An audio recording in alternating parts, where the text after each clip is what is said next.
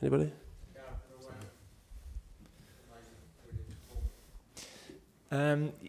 Yeah, I thought we were a little slow at the start to move the ball, and there was a period at the beginning of the second half where we lost a bit of tactical discipline and conceded chances that on another night would be punished. But that aside, I thought I really liked the way we pressed the ball quickly, won the ball back quickly, and our use of the ball was very good. Patient at the right times, played forward with quality, and some of our attacking play and forward runs were really exciting. Yeah, I'm nitpicking, but I think we can get better, and I think we've got to keep doing that because these guys have got the potential to play at an even higher level than they did tonight, I think.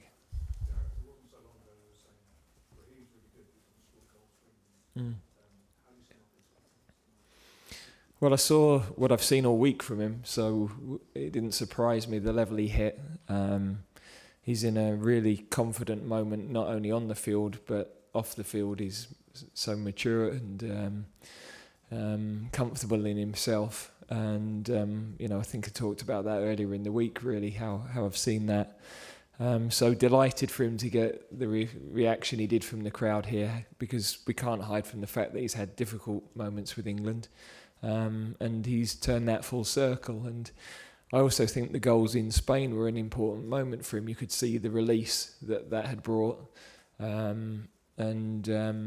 his finishes there and tonight were finishes that he was just taking on without thinking too much, and at times you could have almost see the thought process in the past, but he's hungry for those goals. I know he's spoken about that before, of how he's added that incentive to his game, and I thought he was devastating tonight. Okay, Darren Lewis. Darren, would you mind using the mic available? Cheers. Gareth, it was a very poignant message on his shirt. I don't know if you know the message behind it, someone who passed away. Would it be a shame if he were punished according to the UEFA rules on the basis of that? Yeah, I don't know. I wasn't really aware of what the message was, and I don't really know what the ruling is either. So, difficult for me to comment without knowing that. Sure. And just as far as he is concerned, do you think now that he's taken on that role of assuming responsibility, that Yeah, I mean we've I put him into the leadership group now that we have. I think he is showing those signs. I think he's a role model for the younger players coming in. He's really focused on his training and his preparation. I think he's enjoyed that extra responsibility as well, and that shone through on the pitch. So a really special night for him. I just hope he gets the deflection. I don't know what the ruling on that will be, but really pleased for him. Dave Kidd. Sorry, Dave needs to use the mic, if that's okay, for the benefit of the broadcasters. Thanks. Gareth, what did you make of Declan Rice? Were you tempted to bring him on earlier when Dyer went off? And how good generally is it to bring, debutants into an environment like this one as compared to what it has been in the past? Yeah, I think we felt, having started the game the way we did, that Barkley was a better option at that moment in the game, a bit more of an attacking player, and I think we were not moving the ball through midfield as well as we wanted to. So we felt that was the decision there. Then 60 minutes was in our mind for Delhi. He hasn't had a lot of football, and I thought we'd lost a bit of shape and a bit of tactical discipline in midfield. So it was 2-0 when we were going to make that change, but the third goal meant he could enjoy it and breathe a little bit more when he went in. So it was a perfect game for him to come into, really, at that point. And similarly with Callum, I think he had an opportunity then to go and play with the freedom that he's shown all week, and I thought he displayed that.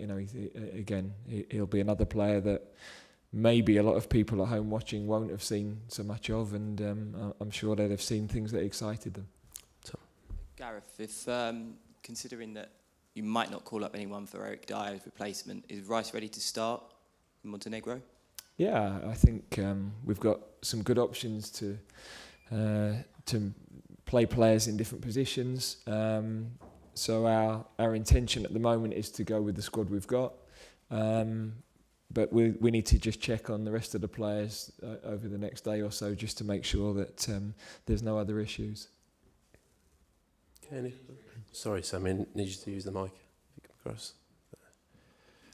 Well, the question was, what was the injury? Is that, yeah. Yep. Save them. So it just a bit of a problem around the hip area.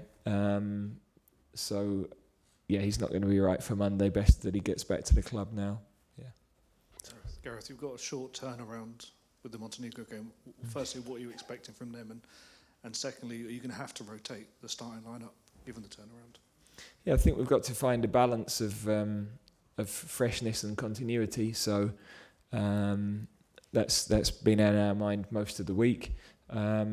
Need to have a look at their game from tonight just to finalise what we expect. But we know we've been there twice before and not managed to beat them. So it will be an intense environment, completely different sort of challenge to tonight, and a good one for us because we've got to be able to adapt to these different situations and make sure that we can show our quality in different environments, really. Gareth, you've obviously seen Jadon Sancho at this level before, but it was a big occasion starting a first competitive game for the other two debutants as well. How impressed have you been with their maturity so far? Yeah, I think they're the rest of the players make it an environment where they can come in and be themselves. They don't feel inhibited around the camp, and so they don't feel inhibited on the pitch. And you could see that by the way they played. So yeah, I thought Jadon really good contribution for the first goal. A bit of a mixture outside of that, but that's wing players. You know, we're asking them to try things. We're asking our attacking players to take players on, and as the coach, you have to accept that they'll fail a number of times, but then the times they succeed will create chances and will create goals. So. Yeah, to finish with two young wingers as we did, I think was really exciting, and again was only what we'd seen during training this week. Your whole tenure has been marked by bold decisions, even going back to the sort of Rooney and Joe Hart decisions. When you are thinking about blooding players like Hudson-Odoi and Sancho, how much sort of, I don't know, how much deliberation is there? Like, how much thought are you putting into that before you make that call to actually commit to a competitive international game? Yeah, I think a lot of that is done. Include Steve in this. We watch high number of games, so we're very clear on the capabilities of all of the players, and that's critical because we need to know how they're going to react in different situations, in different positions. Then we're thinking about what's right for them individually, what's right for the balance of the team. So, although we wouldn't have hesitated to start any of them tonight, you still need experienced leadership on the field to give those youngsters a chance to flourish, and you've got to dip them in at the right times and make sure that you don't overexpose them too quickly. Keep that level of expectation at one that can help their development as well, because with a group of players, not just those that are with us now, but some that have had to withdraw and some that are in the under-21s and below that should be England internationals for a long period. And we've got to make sure we're responsible with their development, but balance that against the fact that we believe in them and we think they can go in and play. And if we can give them experience now, then they'll only mature more quickly at international level. Okay, we'll finish it there. Thank you very much. Thank you.